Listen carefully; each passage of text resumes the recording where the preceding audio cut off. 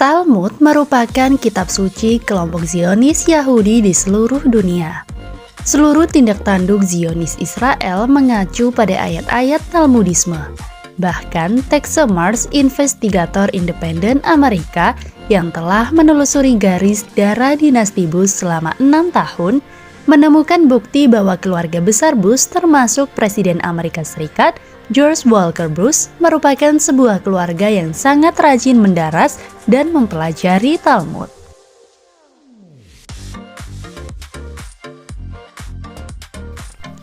Dinasti Bush adalah dinasti Yahudi dan mereka menjadi kitab sucinya. Adalah salah besar menyangka mereka sebagai keluarga Kristiani. Mereka menunggangi kekristenan untuk menipu warga Kristen dunia. Padahal mereka merupakan keluarga Talmudis yang taat.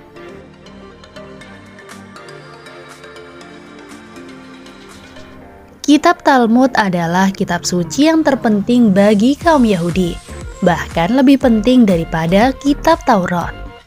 Kitab Talmud bukan saja menjadi sumber dalam penetapan hukum agama, tetapi juga menjadi ideologi dan prinsip-prinsip serta arahan bagi penyusunan kebijakan negara dan pemerintah Yahudi Israel, dan menjadi pandangan hidup orang Yahudi pada umumnya.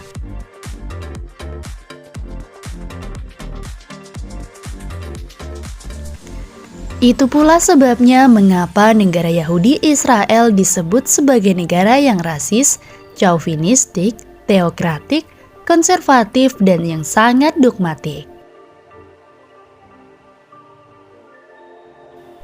Untuk dapat memahami sepak terjang negara Israel yang tampak arogan, keras kepala, tidak kenal kompromi, orang perlu memahami isi ajaran kitab Talmud yang diyakini oleh orang Yahudi sebagai kitab suci yang terpenting di antara kitab-kitab suci mereka.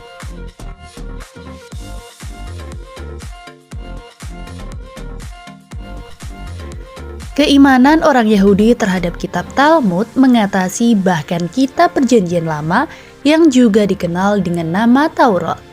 Bukti tentang hal ini dapat ditemukan dalam Talmud Erubin 2b edisi Songino yang mengingatkan kepada kaum Yahudi. Wahai anakku, hendaklah engkau lebih mengutamakan fatwa dari para ahli kitab Talmud daripada ayat-ayat Taurat. Para pendeta Talmud mengklaim sebagian dari isi kitab Talmud merupakan himpunan dari ajaran yang disampaikan oleh Nabi Musa alaihissalam secara lisan. Sampai dengan kedatangan Nabi Isa alaihissalam, kitab Talmud belum dihimpun secara tertulis, seperti bentuknya yang sekarang. Nabi Isa alaihissalam mengutuk tradisi Misnah atau Talmud awal termasuk mereka yang mengajarkannya, para pendeta Yahudi dan kaum Farisi. Karena isi kitab Talmud seluruhnya menyimpang, bahkan bertentangan dengan kitab Taurat. Kaum Kristen karena ketidakpahamannya hingga dewasa ini menyangka Perjanjian Lama merupakan kitab tertinggi bagi agama Yahudi. Sangkaan itu keliru.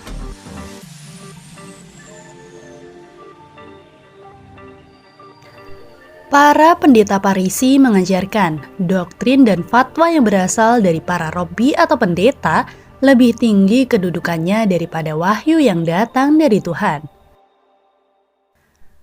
Talmud mengemukakan hukum-hukumnya berada di atas Taurat dan bahkan tidak mendukung isi Taurat. Seorang peneliti Yahudi, Hyam Maccoby, dalam bukunya Judaism on Trial mengutip pernyataan Rabbi Yehiel bin Joseph bahwa tanpa Talmud kita tidak akan mampu memahami ayat-ayat Taurat. Tuhan telah melimpahkan wewenang ini kepada mereka yang arif, karena tradisi merupakan suatu kebutuhan yang sama seperti kitab-kitab wahyu.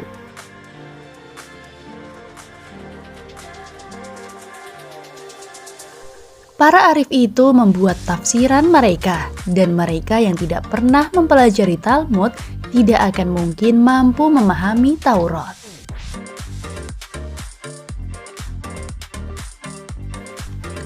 Memang ada kelompok di kalangan kaum Yahudi yang menolak Talmud dan tetap berpegang teguh kepada kitab Taurat saja.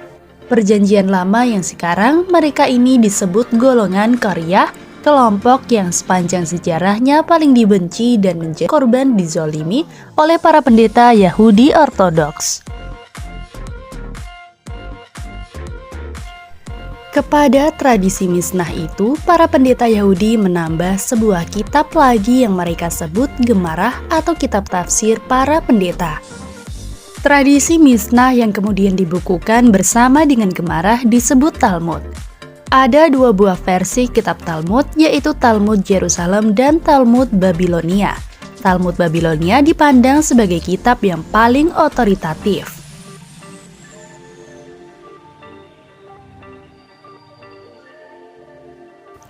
Beberapa kutipan yang diangkat dari kitab Talmud dalam uraian berikut ini merupakan dokumen asli yang tidak terbantahkan, dengan harapan dapat memberikan pencerahan kepada segenap umat manusia, termasuk kaum Yahudi, tentang kesesatan dan rasisme dari ajaran Talmud yang penuh dengan kebencian yang menjadi kitab suci baik bagi kaum Yahudi Ortodoks maupun Hasidiyah di seluruh dunia.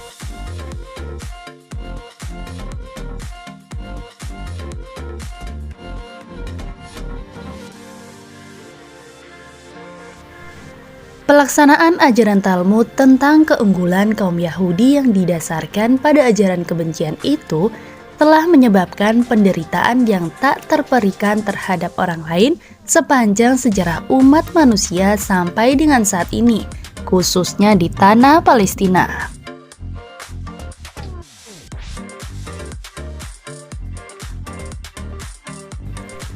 Ajaran itu telah dijadikan dalih untuk membenarkan pembantaian secara massal penduduk sipil Arab Palestina. Kitab Talmud menetapkan bahwa semua orang yang bukan Yahudi disebut Goyim, sama dengan binatang. Derajat mereka di bawah derajat manusia.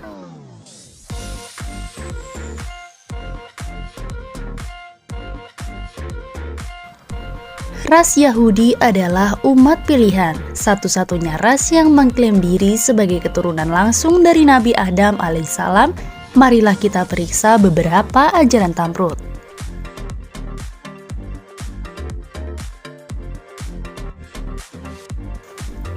Beberapa contoh isi ajaran Talmud, yaitu Erubin 2b, barang siapa yang tidak taat kepada para Robbi, mereka akan dihukum dengan cara dijerang di dalam kotoran manusia yang mendidih di neraka.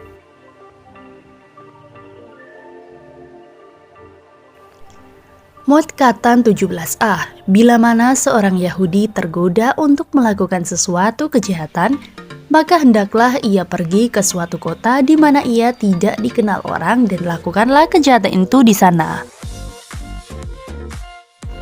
Dalam Talmud, ayat Gitin 57b ada dikisahkan tentang dibantainya 4 juta orang Yahudi oleh orang Romawi di kota Betar. Gitin 58a mengklaim bahwa 16 juta anak Yahudi dibungkus ke dalam satu gulungan dan dibakar hidup-hidup oleh orang Romawi. Demografi tentang zaman kuno menyatakan orang Yahudi di seluruh dunia pada zaman penjajahan oleh Romawi tidak sampai berjumlah 16 juta, bahkan 4 juta pun tidak ada.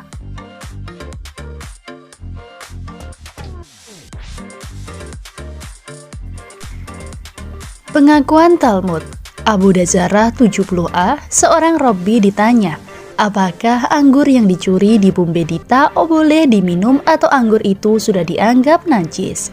Karena pencurinya adalah orang-orang kafir.